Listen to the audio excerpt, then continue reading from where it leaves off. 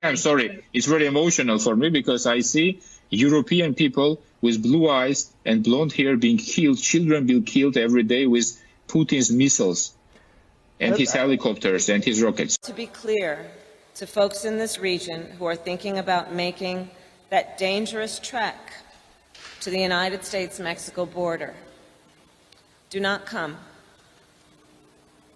Do not come. This thing of peace is very important, especially right now. In tough times, in times of trial and tribulation, truth is revealed to you. What I want to talk about is the problem of racism as it's playing out right now in Russia, in the Ukraine, as it's playing out in what we feel as individuals about racism, our reality, whether we are racist or not. Have you ever considered the thousands waiting at the southern border of the United States of America, seeking to come into this country, to gather better life, escaping oppression, escaping economic privation, escaping drugs, escaping crime, and seeking only to have a better life, seeking only to improve their condition of their children. Did you ever consider them? Did you ever consider the why would you become a Muslim at hundreds of thousands of Iraqis and Syrians who are fleeing a terrible war-torn situation, who are fleeing to the borders of Europe and the United States of America,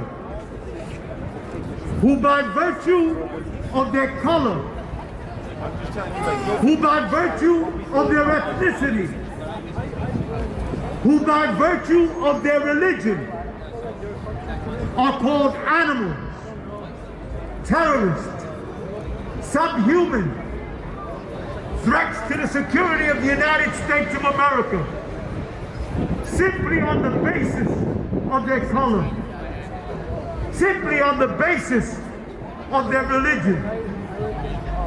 While in the Ukraine, 6 to 8 million refugees will be seeking asylum, but there will be no questioning their humanity. There will be no questioning their self-worth. There will be no questioning in calling them animals.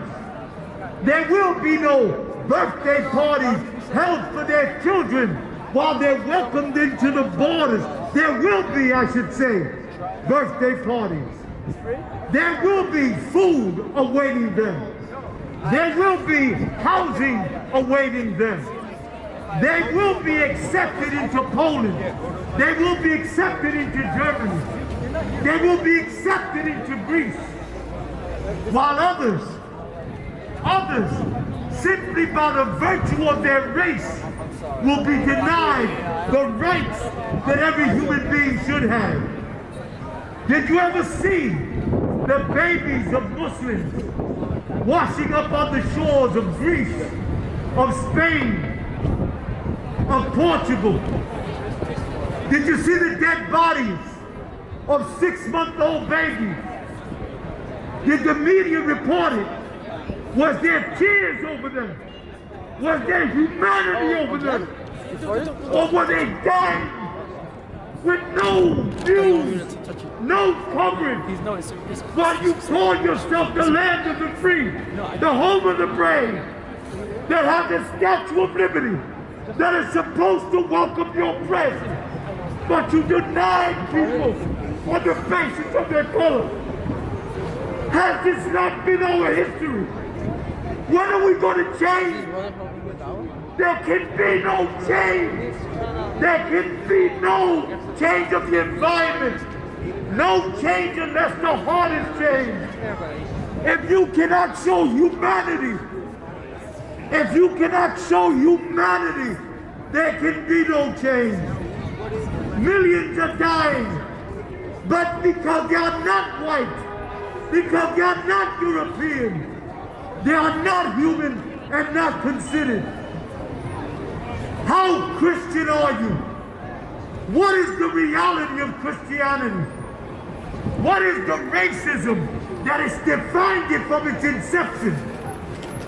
Do you think about the dead Syrians? Do you think about the dead Egyptians? Do you think about the dead Iraqis? The dead from Mexico, from South America, from Honduras? Do you think about them? The Quran judges all people based on who they are, without looking at their color, without looking at their creed.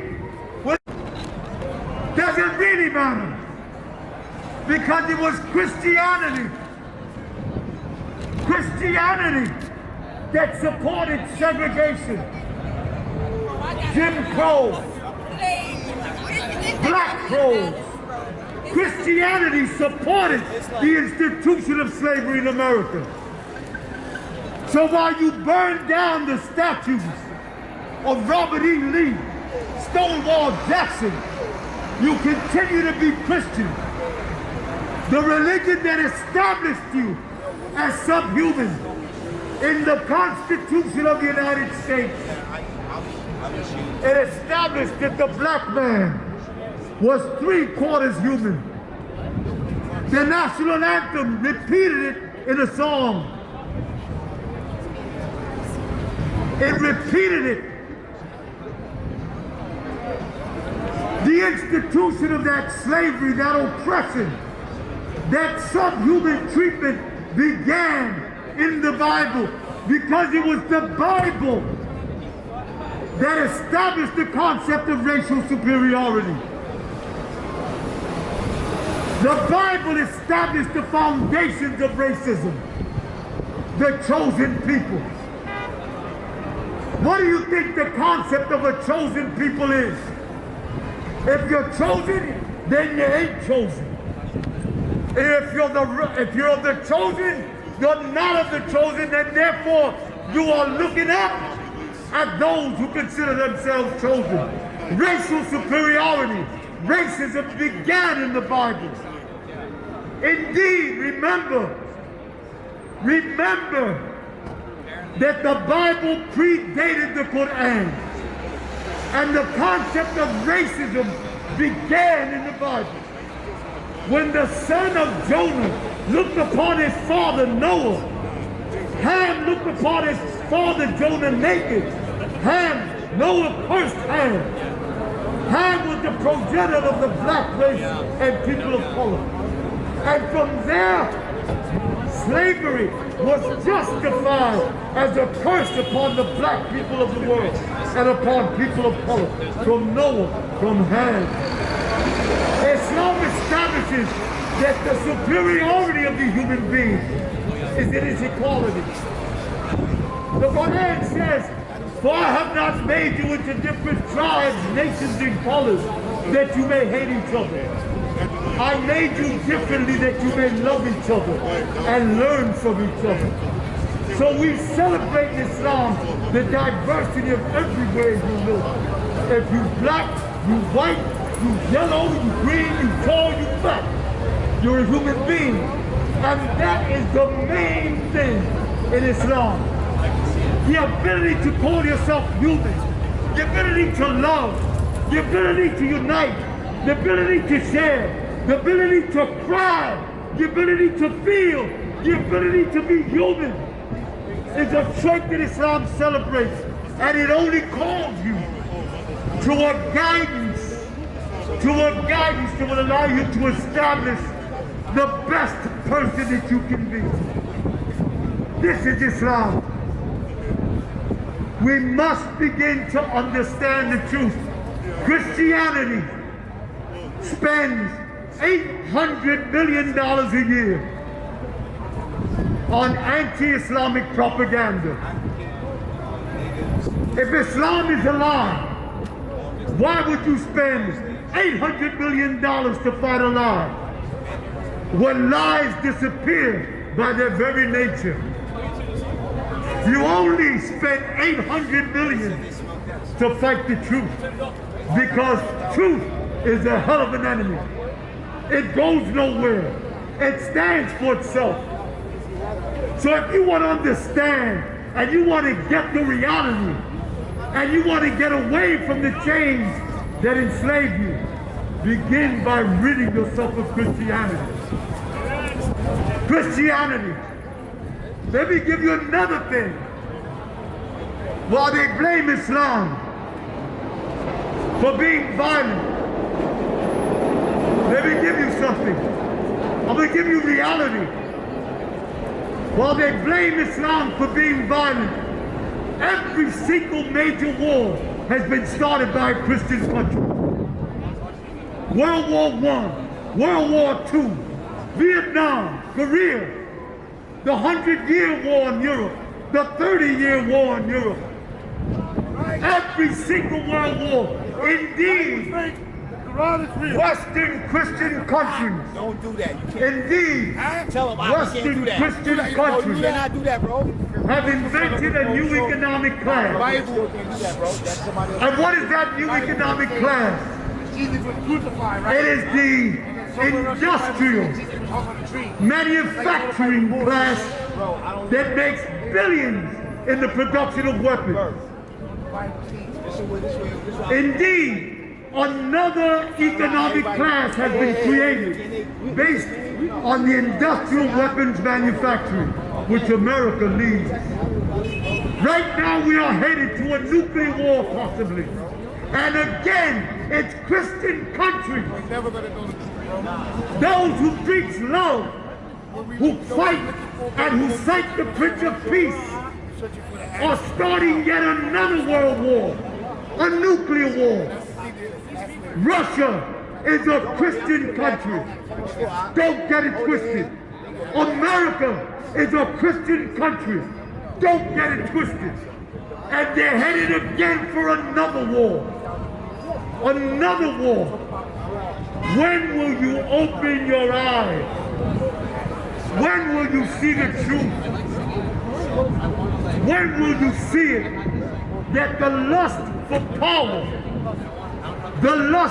power, and world dominance comes in Christian countries. When will you see it? It never stops. Indeed, nuclear war was created as an established admittance that Christians love to fight. That's why nuclear war was created, like a dope fiend that goes to a program has to admit that he got a problem. Christianity, by inventing nuclear warfare, saying, yeah, we love fighting. We can't get war out of our system.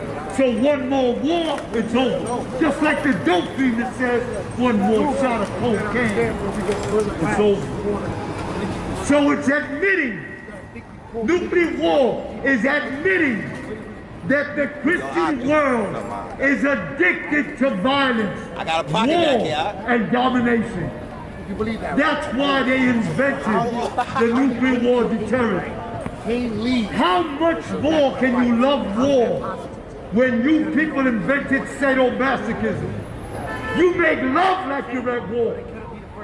How the hell can you blame Islam? I'm going to say it again. You invented sadomasochism.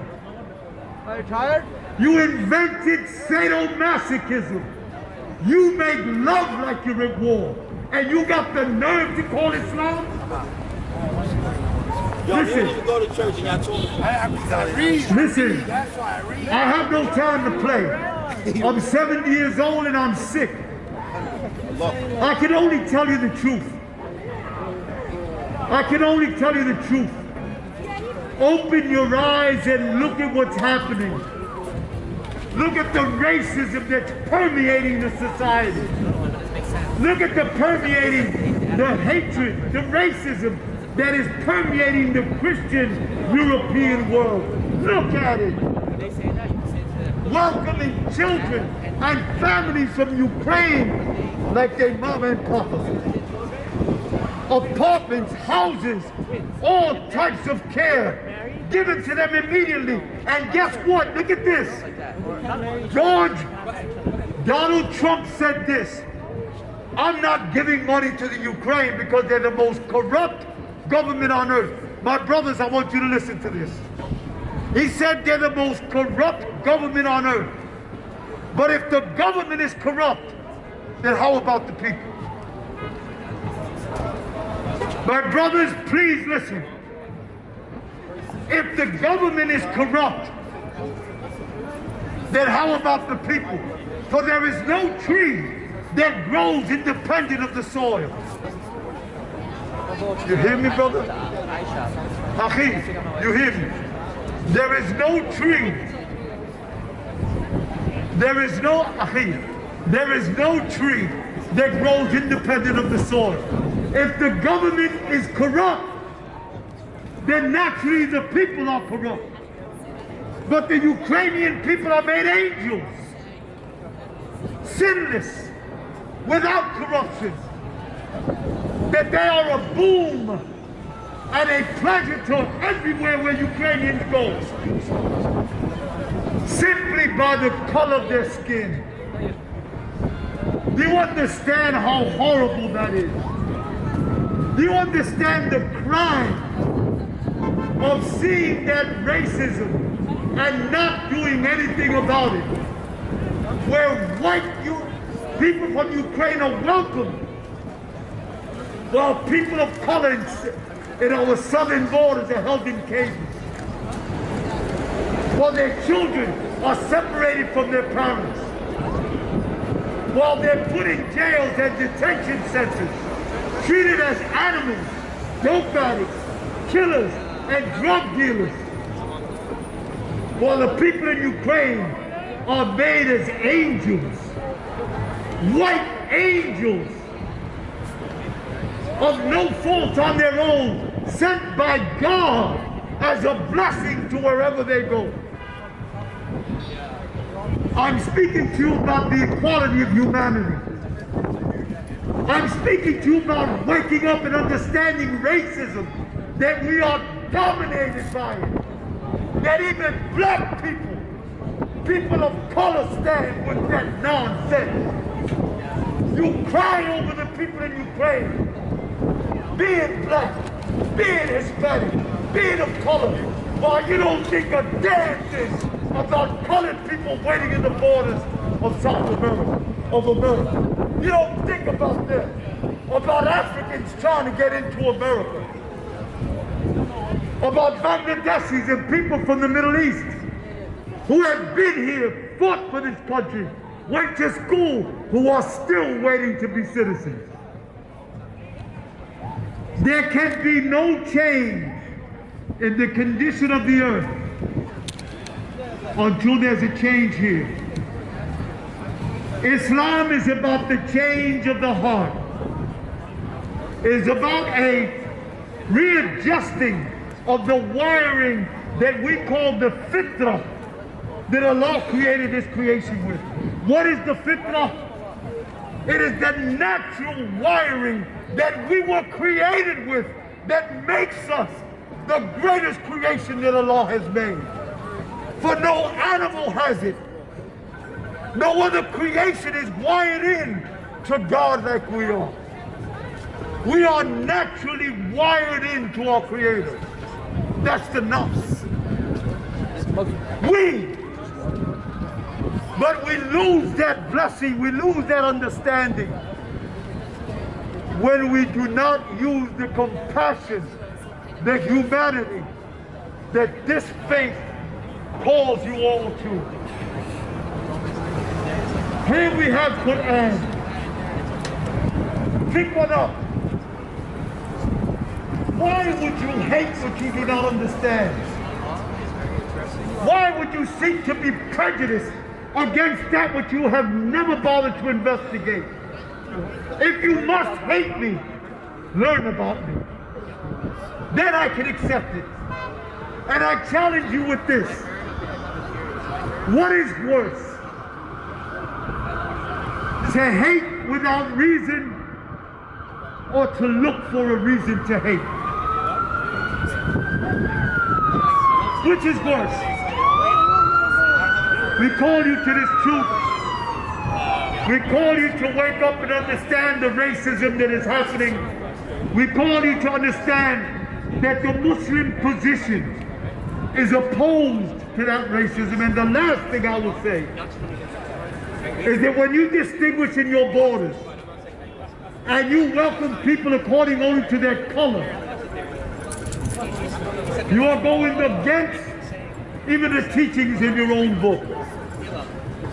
Because in your Bible, in the book of Deuteronomy, God curses the people of the Ammonites because they would not allow the Jews to come into their borders escaping oppression.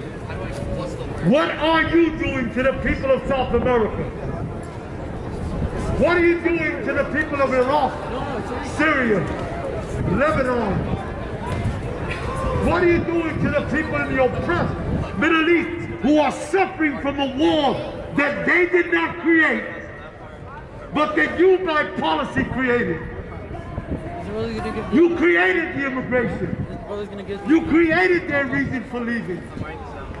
And now you deny them the right as human beings to live free of that oppression. Thank you very much.